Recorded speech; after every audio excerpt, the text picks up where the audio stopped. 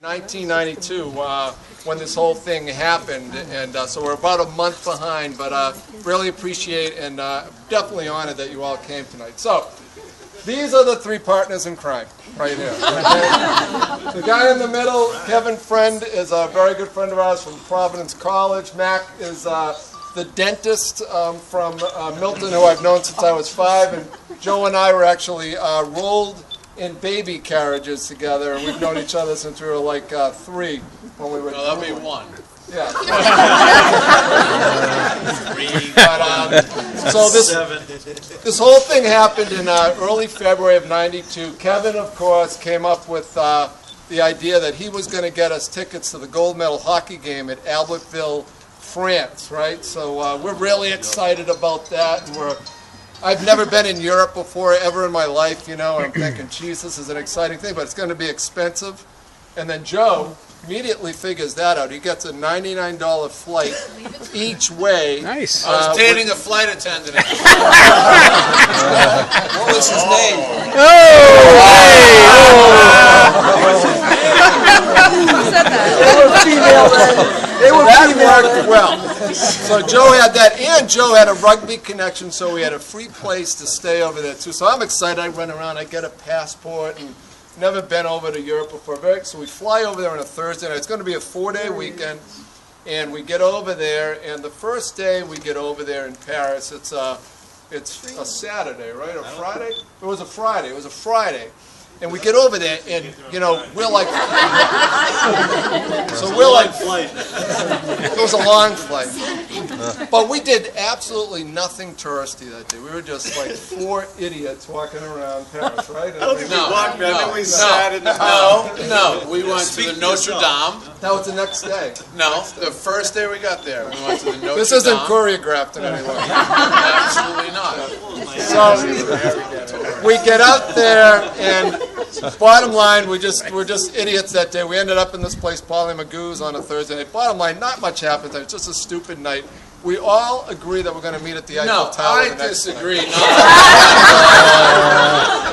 It's raining. It was a fun night. We had a great time at Polly Magoo's. I apologize. We had an outstanding night. It was a good night. But the next day, we all agree we're going to meet at Eiffel Tower.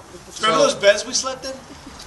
Those shitty little hotel things? I do. But we were so inebriated it didn't matter. I remember that. I remember we woke up and the TV screen was snowy. It was a bad morning. So we meet at the Eiffel Tower at noontime. We get there, blah, blah, blah, and now we've agreed we're going to tour the city, right? So we get out there, and I do remember we get to the Arc de Triomphe, and this was a big moment for me. This is when I was really on my game, right? I was at the Arc de Triomphe, and I remember I was just like marching underneath. I was feeling pretty good. You look like a German. Goose stepping. Nice. Right, but I was feeling good, and we walked around the city, and I recall we walked by the Louvre, and Mac, I was with you, and I remember being there with you at the Louvre, and we weren't in the Louvre, we were just walking by, and I said, I'm going to go to see the Mona Lisa. And I never did get to see the Mona Lisa that time, the whole weekend, you know, because something happened. You had to go to the bathroom. So bottom line, this was intended to be an 8-minute story, but we have a lot of issues. Put us in these chairs, right? It was a bad decision. So bottom line, we get to Polly Magoo's. We show back up at Polly Magoo's. It's about 6 o'clock at night, and I'm standing at the bar with Kevin. You know, you're skipping a big party, buddy. Let me share with you one big part. We find out that we're not going to get tickets to the Albertville game. And no surprise, Kevin was in charge. You know? So we find out we're not getting tickets, and there's nothing going to go on with the Albertville. But we could care less. You know, who cares? Like we didn't know. Yeah. So we get there. We're in that party because Kevin and I are having a beer. And Mac and Joe are probably about 20 feet away sitting in a bar. We're there about halfway through the beer. I'm drinking. All of a sudden, I go into complete darkness. BAM! And I just fall to the ground, right? And I'm lying on the ground, and I'm unconscious for a while, I assume, and I'm lying there. I just remember, you guys can chime in, because I don't know what happened while I was No, knocked we're not out. chiming in. We have Good. They gave you the check. Right. So I'm lying. That was a rumor. But, so I'm lying down on the ground, and I am completely unconscious. I do remember when I woke up, I was like, still had my eyes closed. I couldn't move my arms and legs. I thought I was paralyzed. I thought absolutely for sure that I would. Now, I did think of my lovely fiancee, Julie. I was 6 months before it was 6 months before we got married, and I thought of her, and I thought, my God, and I had a few swear words I was thinking at the same time, but I couldn't move my arms and legs, and it wasn't good, right? Then suddenly I started to squeeze my hands, I started to move my hands, I started moving my legs, and I opened my eyes. And there was just commotion everywhere. And I had absolutely no idea. I thought I had like an aneurysm or something had happened to my head. I had no idea what had gone on. And as I woke up, there was commotion everywhere. People were buzzing around. And Mac was the first guy I remember. Mac was holding my head. And he could. Could you guys believe that I actually woke up? Did you think that things were okay at that time? Yeah. So bottom line, I mean, it might as well kick into what had happened, because a guy stood up in the bar from behind me, and Mac, who doesn't exaggerate very much, it was about this close. It was about that close, and shot me in the back of the head with a .22 caliber bullet. Yeah, and shot me right in the back of the head with a .22 caliber bullet. And I don't know this at this point, right? All I know is when I wake up, Mac's holding my head. I have this French girl who's like this beautiful apparition. She's holding my hand. She's like She was a crying.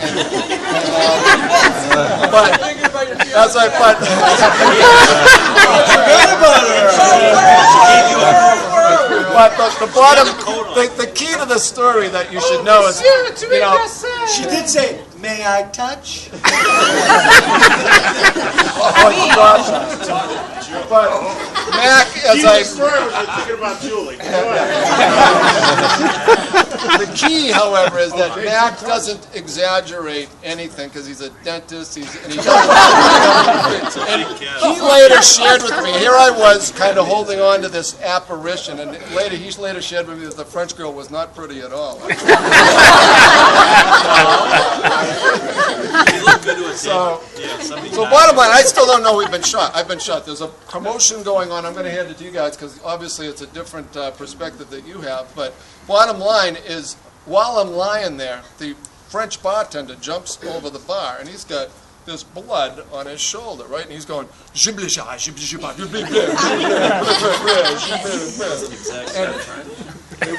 was something like that. But I'm not stupid. I could tell we were having a bonding moment. Right? Whatever had happened to him had happened to me. So I'm like, something went on here. And then Mac is the guy who's going to have to break the news to me, right? So I'm like, Mac, you got to tell me what happened here, And I think these guys are still stunned that I'm even alive, And he's like holding this, what he described as a grapefruit-sized, bump on my head from where the bullet went in, and he's like feeling it, and he goes, "Well, Stevie," he goes, "I think," and of course he knew, right? He's just trying to break the news to me soft, because it's tough to tell somebody this. He goes, "I think you were shot in the head." We're laughing. I said you were hit in the head, and you said, "By what, a chair?" And I said, "Yeah, something like that." So I figured I won't tell you. But I knew at that point I'd been shot in the head. And I mean, the guy's going like this, and you have to picture me too. I'm lying down in this bar, and I'm perpendicular to the swinging door bathroom that you have to go in to use. It's like a trough inside they use for a bathroom. And I'm lying there. Now I know I've been shot in the head, right? And I don't know if you guys want to share what was your perspective, because I was out for a while. If you don't want to, I'll keep going. So bottom line, I'll keep rolling with the story. So it gets no Q&A. It's a big mistake. So bottom line, I'm lying there for a while. There's commotion. They got the shooter. His name was Michael Gilbert. They got the shooter. His friends actually kind of grabbed him apparently. He's a left winger for the Canadians. Yeah, sounds like He shows you there. And bottom line, He went to prison for 1 year for attempted murder. He did. that's all he got. Attempted murder. So, Should not attempt to kill Stevie, though. we'll get to that point. We'll get to that point, Dwight. It's a great question. No one's ever asked that before. Yeah. Oh, good. Q&A after the. So bottom line, We ran that. I get This was out of they focus. bring me into an ambulance, right? And I'm put into an ambulance, and I'm thinking, I'm asking because Mac is with me. I'm like, can Mac get in the ambulance with me? And the French guys are like, no, you can't get in the ambulance. And bottom line, they put me in the public this ambulance, and they sat me there for a long time. And I'm lying there. I'll share this part. I usually don't, but I'm going to share it all with you. I'm in the ambulance, and I'm saying to the guy, I'm going to throw up, I think. get shot in the head. And I'm thinking, these are universal terms for EMT people. I'm like, I'm going to puke, trying them all, and nothing. So obviously that didn't work out too well for them. But, so bottom line, I'm there for about half an hour in this ambulance, and they can't decide where to bring me. My insurance is confusing them. My head is killing me, obviously. And these guys are not with me because bottom line, We were told, yeah, here we go. I said, we're going to the hospital, right? We're going to the hospital. Oh, oui, monsieur, you are l'hôpital, we're going to the hospital, blah, blah, blah. So we get in the car, we're like, we're going to the hospital, we're following the ambulance, all of a sudden the cop goes, beep, and turns into the police station, and all of a sudden we find ourselves in jail as part of a murder mystery in Paris. Wow. Like, where have you been tonight, and why was your friend shot? Was it part of an international Wow. scheme? We're like, what do you think? You told us you were taking us to the hospital. Get us to the hospital. No! Boom, we're in a cell with bars. Wow. Like they speak And I'm French. speaking French, and they're like, no, you dirty American. No, our friend is dead. Is he alive? We didn't know if he was dead or alive. And we were there for 6 hours. Wow. Right. So who are you? What is your job? Do you speak Russian? Yeah. Wow. Really? We don't. So that means I'm going to a public assistance hospital by myself with a bullet in my head. Which is where Lady Di passed away, by the way. Wow. The same hospital, yeah. It used to be a gunpowder factory in the 1700s. Listen to you. So I arrive at the hospital because, after all, this story is about me. Let's make this clear before I go on.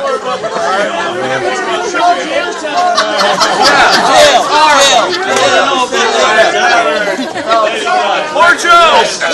Let's hear about Lady Di. All right, so this is I arrive at the hospital. All right, I come in. 8 minutes. Starting from We're getting close. We're getting close to the end. I'm in the hospital, right? I get there. They are ready for me, but it's a public assistance hospital, and I knew that, and I wasn't feeling too good about it. Let me tell you. So I get in there, and as I'm lying there, it's they are assessing me, right? And then suddenly they start to take out this aluminum foil, the stuff that marathon runners wear, and they put it from my ankles all the way up to my neck, right? So I'm standing there. Not standing, excuse me, I'm sitting. I'm lying. And I said to the nurse, I'm lying there, I said to the nurse, why are they doing this? And she says, well, you're in shock, and it's really cold out tonight, and we're going to have to wheel you to another building to get to the CAT scan. That's when we showed and up, the yeah. only way you can get there is to go outside to get to that building. And this is where I always say to people, stop and put yourself in my shoes. We became transferred. It's your first time in Europe, right?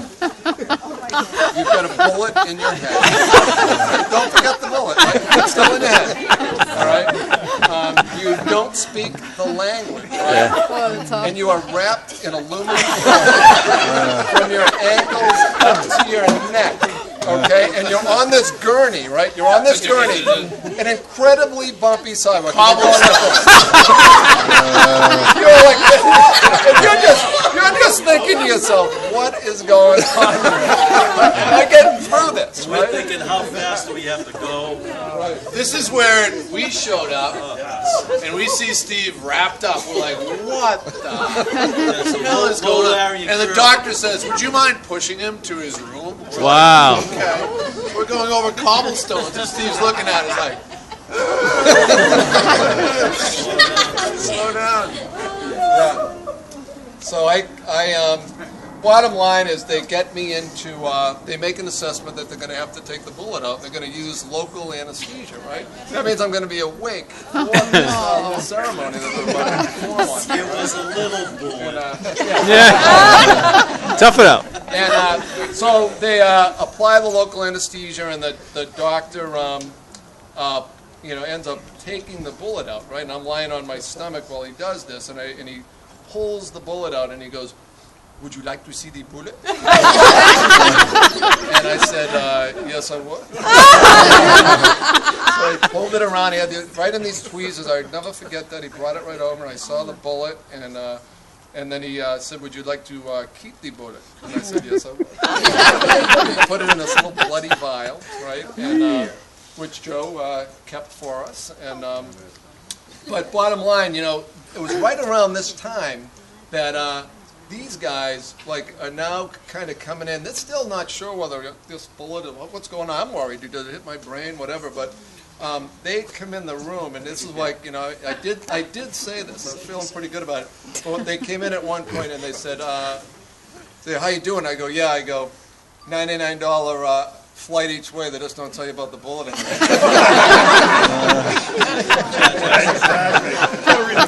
Yeah. Had I known about the bullet in that thing, I think I'm taking that flight. Read the fine print next time. But that's really, that's kind of the core part of the story. It goes on and on with Joe coming to the hospital, and I stayed in the hospital for 3 days. I did take my regularly scheduled flight home. When I get out of the hospital, Joe had to sneak pillows out of the hospital to get me pillows. Yeah, and they got me. Give us pillows. Those cheap. I mean, one headline to the story is we get to the Charles de Gaulle airport, and these two guys here are supposed to be in charge of getting wheelchairs for me. And I'm actually impressed that they actually thought ahead of this, right? We had it These all. guys- It was all arranged. Yeah. And Steve used to be funny, athletic, all that, but he's still recuperating. When we got to Charles de Gaulle, he had a bandage around his head, Right. and the bandage was nice and white. He had the shirt that he got shot. Bloody Wow. That I wore in the EMT ambulance. So how are you gonna get through customs? So he said, I have to get over to that chair over there. And so there was no wheelchair, nothing. Nobody spoke English all of a sudden. So he walks through Different. about half a mile, and then I'm gonna sit. In He was that like chair. OJ, but and he has to limping. go through all those things, and then he just said, "I'm gonna throw up." And then they all learned English quick, like they all knew English. Yeah. And then go right ahead, sir. It was like they would not bring the wheelchair over, and Joe's getting me through the airport, and I'm like Frankenstein, my head. Joe's like, "You're gonna have to keep walking faster." I'm like, "All right, all right." And I get over there, it's like, and you can see Kevin and Mac are in this massive, they are peeling with these airline attendants to get the wheelchair, and they all look over and they're like, I get it. He needs a wheelchair. He should have a wheelchair. And that was the bottom line. We did all that. We took a flight home. Mac was in first class with me, and he got to eat all my meals because I couldn't eat. But that's really it. I usually end the story with the $99 flight each way. They just don't tell you about the bullet in the head. They give you some Q&A. But that's really, all of that is the truth. That is all. That's true. Again, the reason we're here tonight is to celebrate Steve Yep. Briscoe.